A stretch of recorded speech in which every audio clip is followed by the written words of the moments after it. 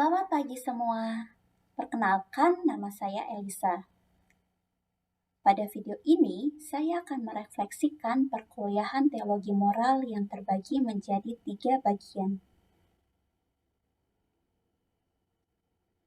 Di kehidupan manusia, banyak terjadi peristiwa yang beraneka ragam. Terdapat peristiwa baik, buruk, mengecewakan, dan lain sebagainya. Di lingkungan sekitar kita, nyatanya banyak peristiwa yang tidak mengenakan, apalagi yang berkaitan dengan kemanusiaan, seperti kekerasan, ketidaktertiban, aksi demonstrasi yang brutal, wabah penyakit, perang, dan lain sebagainya. Kita perlu membentuk karakter dalam diri kita yang menghormati kehidupan setiap manusia dan setiap makhluk hidup, serta menjaga rumah kita bersama ini. Dengan mempelajari teologi moral hidup, merupakan salah satu upaya untuk membangun karakter tersebut. Bagian pertama, refleksi atas pembelajaran teologi moral hidup.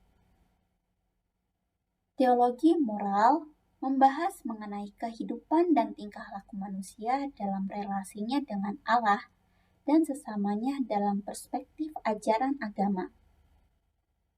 Teologi moral juga berbicara secara khusus mengenai iman yang terwujud dalam perbuatan dan mengenai tanggung jawab setiap orang beriman dan beragama.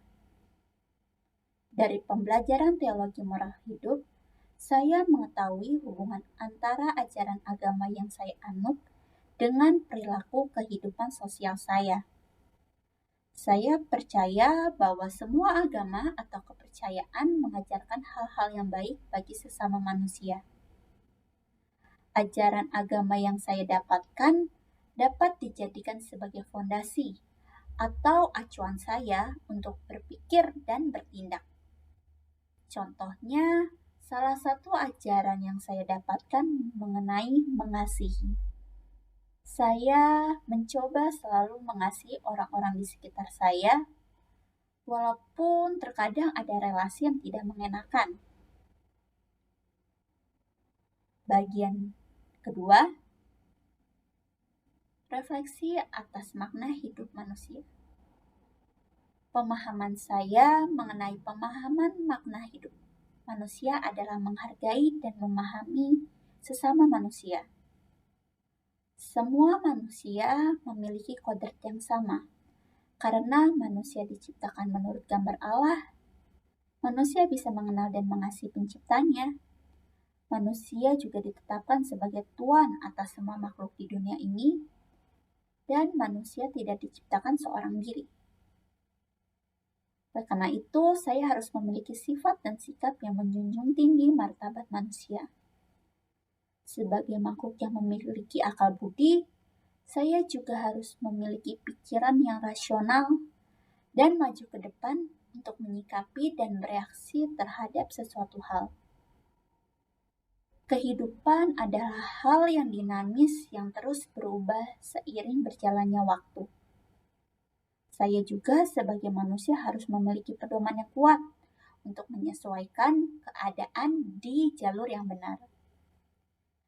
Banyak fenomena yang terjadi yang kita semua tidak harapkan, seperti kekerasan dan pertengkaran. Masalah seperti itu dapat saya minimalisir dan selesaikan secara bijak lewat penanaman nilai dari individu, supaya individu pribadi saya tidak melakukan tindakan-tindakan yang merugikan orang lain. Bagian ketiga, sikap saya terhadap hidup manusia. Setiap orang memiliki kebebasan terhadap hidup manusia, tetapi kebebasan yang benar, bijak, dan bertanggung jawab. Kebebasan merupakan sebuah kemampuan yang dimiliki manusia untuk menentukan dirinya dalam situasi konkret berdasarkan pertimbangan akal dan suara hati. Saya sudah berupaya menjadi orang bermakna bagi kehidupan manusia lainnya dalam hal menghargai perbedaan dan membantu orang lain. Seperti kita ketahui bersama, kita hidup di situasi yang beragam di tengah orang-orang yang berbeda. Menghargai perbedaan saya lakukan dengan cara menghormati pandangan orang lain dan menghormati keputusan orang lain.